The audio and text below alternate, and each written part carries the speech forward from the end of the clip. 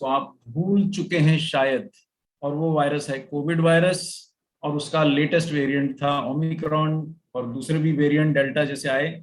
और ये याद दिला दूं कि इसके संक्रमण के लक्षण भी वही हैं जो सर्दी जुकाम के लक्षण होते हैं, यानी खांसी आती है, आपको थकावट होती है, आपका सर्दी जुकाम से नाक भर जाता है, गला भर आता है, या आपका नाक बहने लगता है। तो आप ऐसा ना सोचिएगा कि ये चला गया है। मैं आपको इसके लेटेस्ट आंकड़े दिखा दूं, ये पिछले एक हफ्ते के लीडिंग साइट से उठाया हुआ फोटो है, मेरा इसमें कोई योगदान नहीं है। अब इसकी जांच तो मैं नहीं कर पाया, पर शायद सही ही होंगे। ये एक हफ्ते में देश में कोरोना के मामले दिखा रहा है। 12 जुलाई से 19 जुलाई तक के आंकड़े आपके सामने हैं। 19 जुलाई के एक ही दिन भारत में 20,000 से ज्यादा केसेस कोविड के कंफर्म्ड केसेस हैं ये।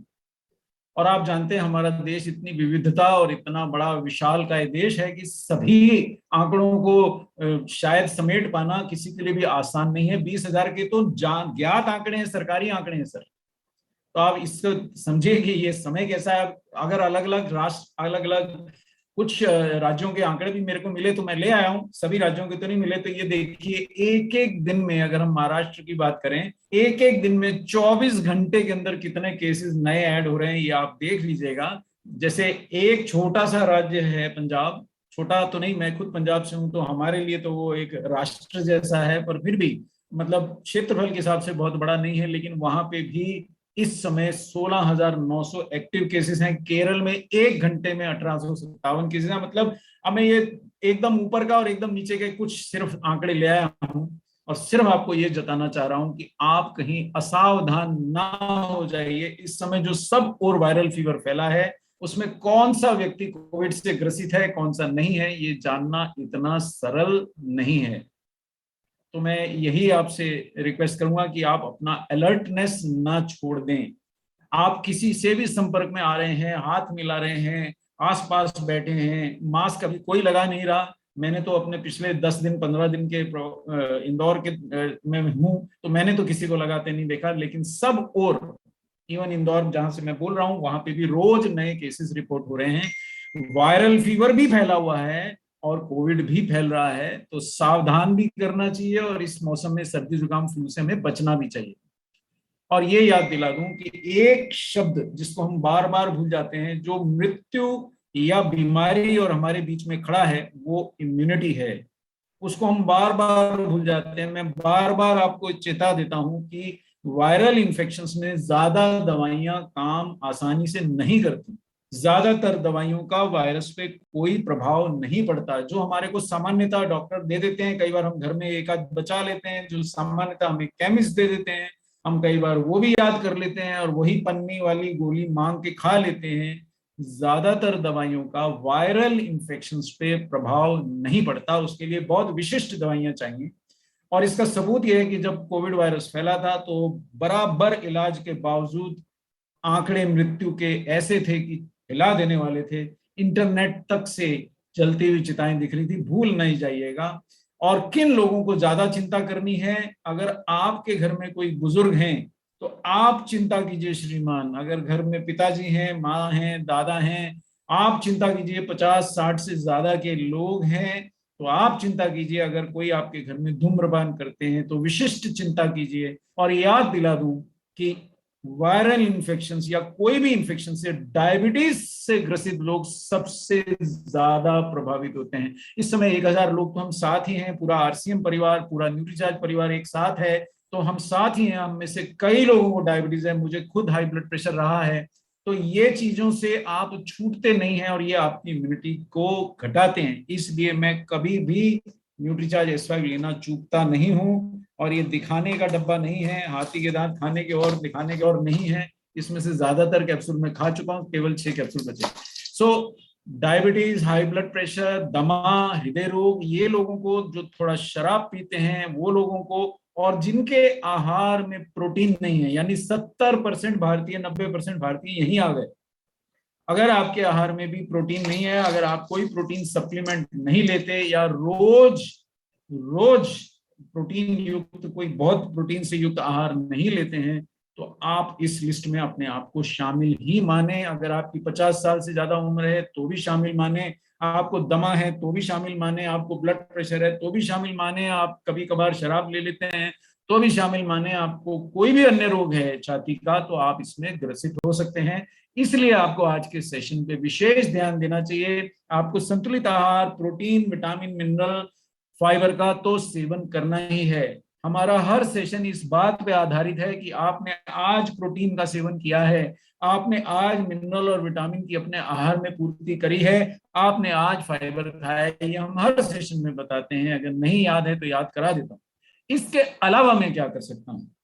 चलिए, मैंने न्यूट्रीचार्ज मैन खा लिया या न्यूट्रीचार्ज वुमेन खा लिया या कोई भी अन्य उच्च गुणवत्ता का सप्लीमेंट ले लिया, या मैंने सभी प्रकार के फल सब्जियां जो सामान्यतः बहुत कठिन है खा ली, लेकिन क्या प्रकृति मेरी और कोई मदद कर सकती है?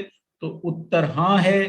प्रकृति ने हमें बड़े शक्तिशाली ऐसे कुछ ऐसे हर्ब्स दिए हैं, जैसे जिनमें से सर्वश्रेष्ठ है ब्लैक सीड यानी कलौंजी, दूसरा हर्ब सर्वश्रेष्ठ है तुलसी, क्वीन ऑफ हर्ब्स तुलसी, और तीसरा सबसे शक्तिशाली हर्ब है नीम।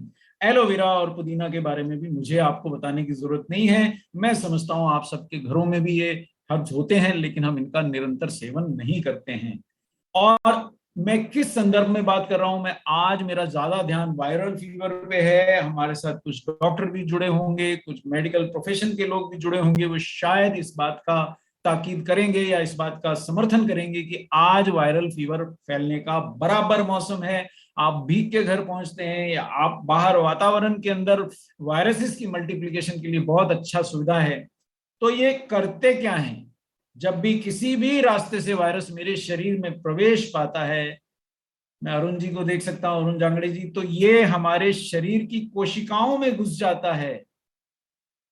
श्रीनिवास जी, ये हमारी कोशिकाओं में वायरस मल्टीप्लाई करने लगता है। सुन पा रहे हैं हंसा सिंह जी? तो ये जब मल्टीप्लाई करता है तो ये हमारे शरीर में सब प्रकार के लक्षण पैदा करता है। इसमें बुखार भी हो सकता है गोकुल जी, उषा जी, हमारे को फ्लू भी हो सकता है, सर्दी जुकाम भी हो सकता है, ये सब लक्षण हमें हो सकते हैं। और ये देखिए, तो मैं ब्लैक सीड क्यों लूं? क्योंकि ब्लैक सीड का सर्वप्रथम फायदा यह है कि अगर हमें संक्रमण हो भी गया, हमारी लाख सावधानियों के बावजूद अगर हमें संक्रमण हो भी गया, तो ये ब्लैक सीड, प्रवीण नागर जी, हमारे शरीर में वायरस की संख्या बढ़ने से रोकता है।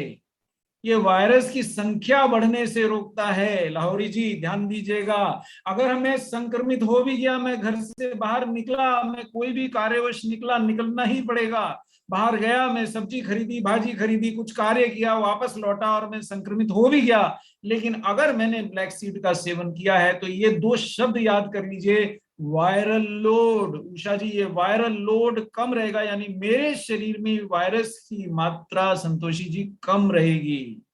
क्यों? क्योंकि संजय गुप्ता जी, ये वायरस मेरे शरीर में मल्टीप्लाई नहीं कर पाएगा। मैं केवल एक सज्जन को मुखातिब नहीं हूं, मैं हमारे पूरे परिवार को मुखातिब हूं। इस समय पूरा आरसीएम परिवार जुड़ा है, बाद में भी बहुत सारे लोग इसको देखेंगे, तो ध्यान दीजिएगा कि ये ब्लैक सीड ऑयल हमारे शरीर में वायरस को मल्टीप्लाई नहीं करने देता। क्या मेरे पास इसका कोई प्रमाण है? तो आज भी हमारी टीम दिन भर ढूंढती रहेगी कोई नया प्रमाण मिले। तो ये आज प्रमाण मिला, ये थोड़ा साइंस है, ये आपको पढ़ना नहीं है, घबराइए नहीं, ये सिर्फ झलक दिखलाई है। अब इसको हमारी टीम ने बैठ करके दिन भर, ये हमारी टीम मेंबर आपको दिखाई दे रहे हैं स्लाइड पे, इन्होंने दिन भर बैठ के इसका सरलीकरण किया।